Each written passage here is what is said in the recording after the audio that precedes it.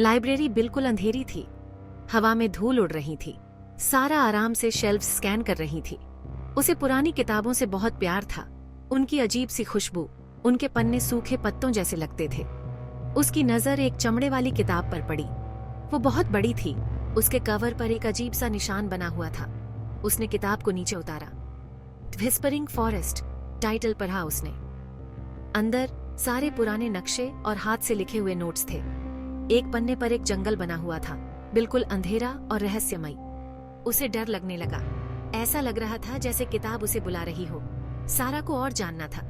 वो पन्ने पलटने लगी। उसकी धड़कनें तेज होने लगी। किताब में उसके शहर के बाहर एक जगह के बारे में बताया गया था, लाइब्रेरियन एस लाइब्रेरियन। क्या ये सच हो सकता है? क्या सच में कोई फुसफुसाता जंगल है? उसे और ज्यादा डर लगने लगा। उसे ये जगह देखनी ही थी। सारा ने किताब ले ली। वो इसके राज जानने के लिए बेताब थी। उसे क्या पता था कि ये किताब उसे एक बुरे सपने में ले जाएगी। घर वापस आकर भी सारा किताब के बारे में सोचना बंद नहीं कर पाई। उसने ऑनलाइन रिसर्च करना शुरू कर दिया। वो अब व्हिस्परिंग फॉरेस्ट के बारे में सब कुछ जानना चाहती थी। एक न्यूज आर्टिकल दिखा उसे। ये एक हाइकर के बारे में था जो सालों पहले जंगल में गायब हो गया था। फिर एक और आर्टिकल और एक और, सब उसी जगह पर लोगों के गायब होने के बारे में थे। आर्टिकल्स में अजीब घटनाओं और अनजानी आवाजों का जिक्र था। सारा के पेट में कुछ अजीब सा होने लगा। ऐसा लग रहा था जैसे उन जंगलों में कुछ बुरा हुआ हो और अब वो उसकी तरफ खींची चली आ रही थी। सारा जानती थी कि ये खतरनाक था, लेकिन वो खुद को रोक नहीं पा रही थी। उसे ये जगह खुद देखनी थी। News reporter S news reporter, सब उसी जगह पर लोगों के गायब होने के बारे में थे। आर्टिकल्स में अजीब घटनाओं और अनजानी आवाजों का जिक्र था। सारा के पेट में कुछ अजीब सा होने लगा। ऐसा लग रहा था जैसे उन जंगलों में कुछ बुरा हुआ हो और अब वो उसकी तरफ खींची चली आ रही थी। सारा जानती थी कि ये खतरनाक था, लेकिन वो खुद को रोक नहीं पा रही थी। उसे ये जगह खुद देखनी थी। जैसे जैसे सारा जंगल के पास पहुंच रही थी, हवा ठंडी होती जा रही थी। सूरज की किरणें घने पेड़ों से मुश्किल से ही निकल पा रही थीं। उसे डर लगने लगा। वो रुक गई। डर उसे खाए जा रहा था, लेकिन अब पीछे मुड़ने का कोई मतलब नहीं था। एक गहरी सांस लेकर सारा ने जंगल में कदम रखा। पेड़ उसके बिल्कुल करीब थे। उनकी शाखाएं किसी कंकाल की उंगलियों जैसी लग रही थीं। हवा में गीली मिट्टी और सड़न की गंध थी। ऐसा लग रहा था जैसे जंगल खुद उसे देख रहा हो। उसने पुरानी किताब निकाली। नक्शा पुराना था, लेकिन उसे एक रास्ता दिखाई दे रहा था।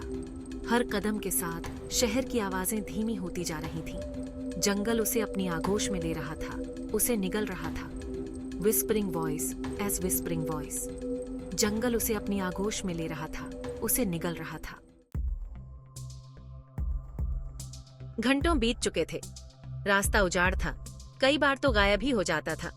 जब सारा को लगा कि वो अब रास्ता भूल चुकी है, तभी उसे वो दिखाई दी।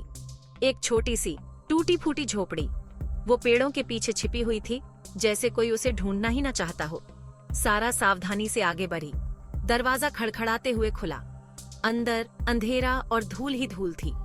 हर कोने में मकड़ियों के जाले लगे हुए थे। ऐसा लग रहा था जैसे यहाँ सालों से कोई नहीं आया हो।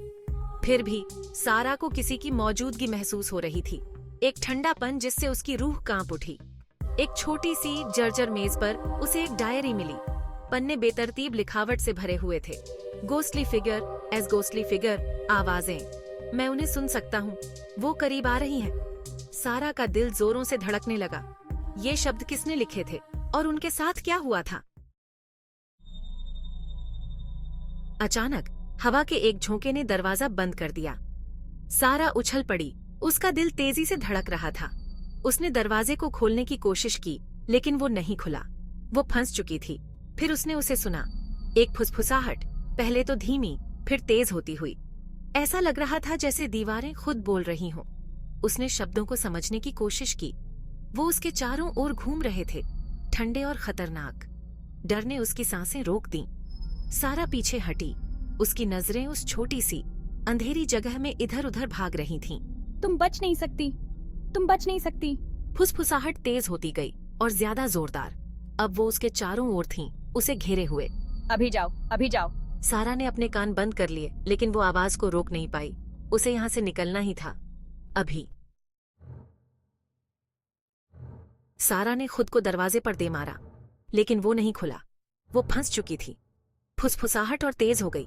उसके चारों ओर डर के भंवर की तरह घूम रही थी। फिर घूमते हुए धुएं के बीच एक साया उभरने लगा।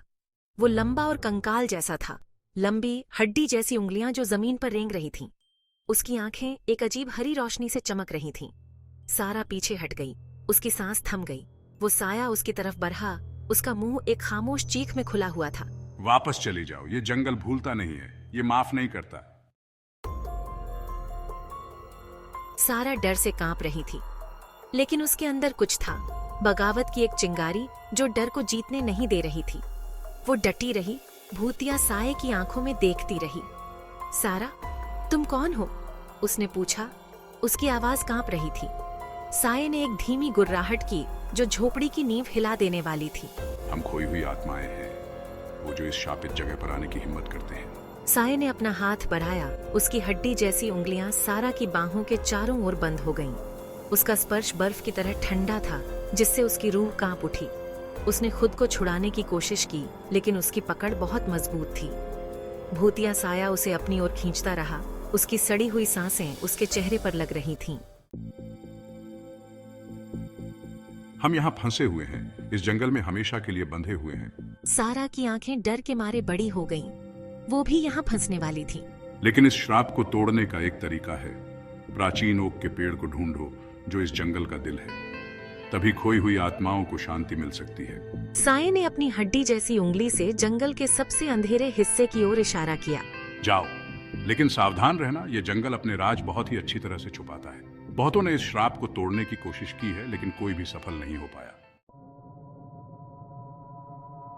अचानक झोपड़ी अंधेरे में डूब गई। फुसफुसाहट गायब हो गई। सारा अकेली थी। वो ठोकर खाते हुए पीछे हटी। उसका दिल जोरों से धड़क रहा था। दरवाजा खड़खड़ाते हुए खुला, जैसे उसे आगे बढ़ने के लिए कह रहा हो। सारा हिचकिचाई। क्या उसे भूतिया साये की बातों पर भरोसा करना चाहिए? क्या वाकई में इस श्राप को तोड़ने का कोई तरीका था, या ये जंगल का एक और जाल था, उसे अपनी चपेट में लेने का एक और तरीका? उसने एक गहरी सांस ली और रात के अंधेरे में बाहर निकल गई। ऐसा लग रहा था जैसे जंगल और करीब आ गया हो। पेड़ खामोश पहरेदारों की तरह अपने राज की रक्षा कर रहे हों। सारा जानती थी कि वो शायद जिंदा नहीं बच पाएगी, लेकिन उसे कोशिश करनी ही थी, अपने लिए और अद व्हिस्परिंग फॉरेस्ट की खोई हुई आत्माओं के लिए।